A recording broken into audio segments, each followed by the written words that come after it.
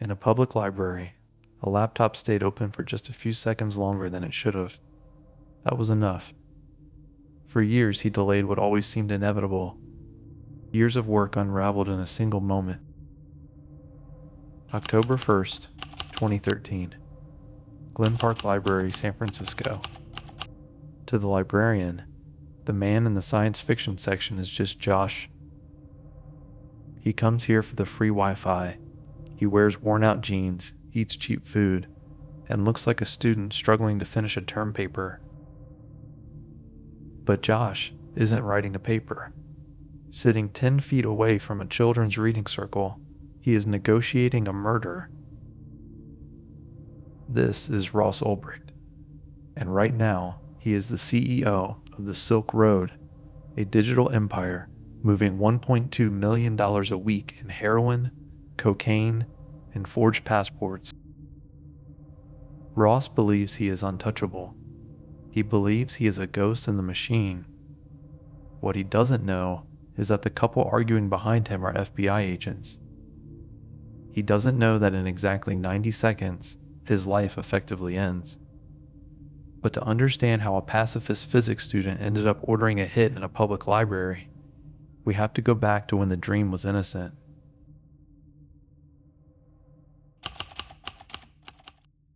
(2010). Ross Ulbricht is 26. He is bright, charismatic, and completely disillusioned.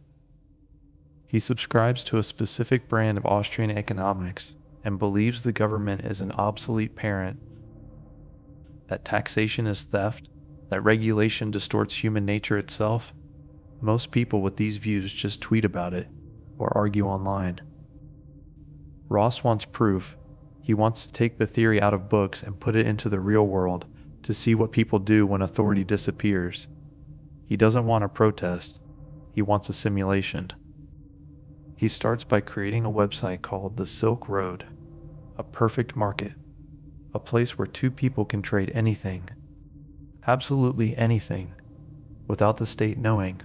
No taxes, no police, just pure voluntary exchange.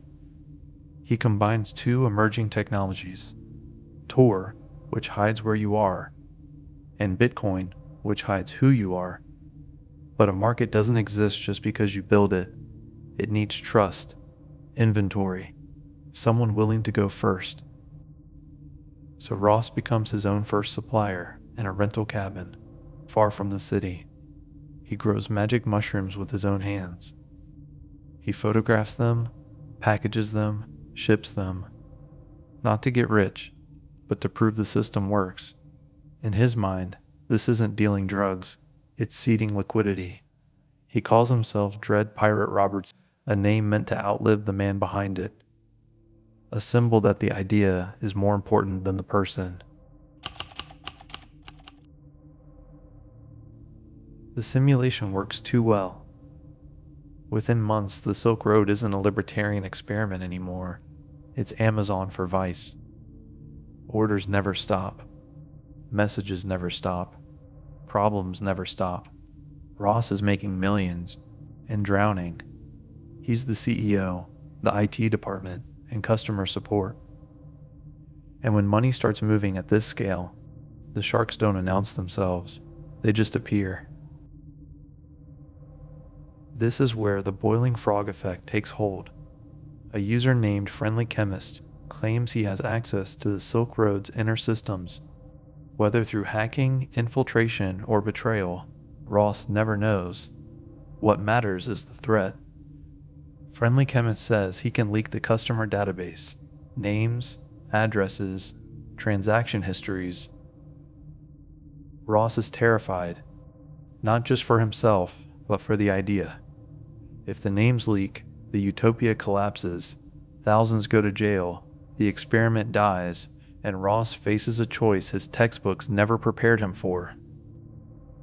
He rationalizes it. He tells himself Friendly Chemist is the aggressor, that by threatening the community, this man has forfeited his right to safety. The physics student creates a new logic. Violence is acceptable if it protects the market. He doesn't have to pull a trigger. He just has to type a sentence and send Bitcoin. It's transactional. It's cold. Just another line of code. The first hit leads to a second, then a third. The idealist is gone. The kingpin has arrived.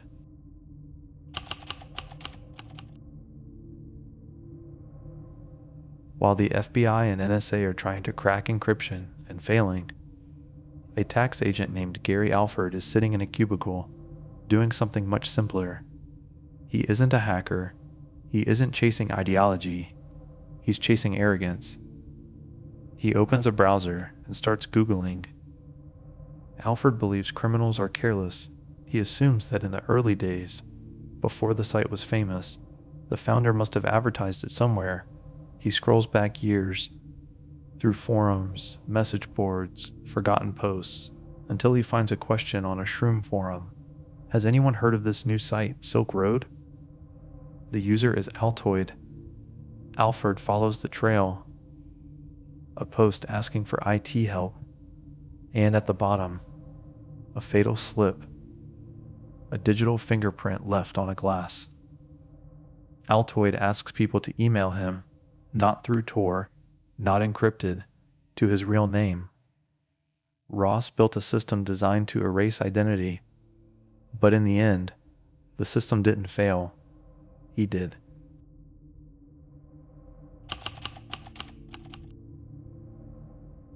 We are back in Glen Park Library. The FBI has been tailing Ross for days. They know he is Dread Pirate Roberts, but they have a technical problem. Ross's laptop is a weapon. If it closes, even for a second, the hard drive encrypts itself. Years of evidence vanish into noise. They don't get a second chance. They need the laptop open. They stage a domestic dispute. It's not force. It's social engineering. They're hacking Ross's curiosity, his confidence that he's always the smartest person in the room. If he notices too soon, it's over. One reflex, one wrong move, and the truth disappears forever. The agent dives. He grabs the laptop before the screensaver triggers. A USB drive clicks into place. The encryption keys are exposed. The journal is open. Now the FBI can see everything. Every transaction, every message, every lie Ross told himself along the way, every hit ordered. The simulation is over. Ross Ulbricht wanted to prove humans don't need a government to be good. Instead, he proved the opposite, that given enough power, enough anonymity, and enough pressure, even a good person can justify the unthinkable. You can encrypt the server, you can encrypt the money, but you can never encrypt the human being sitting at the keyboard. And that is how it happened.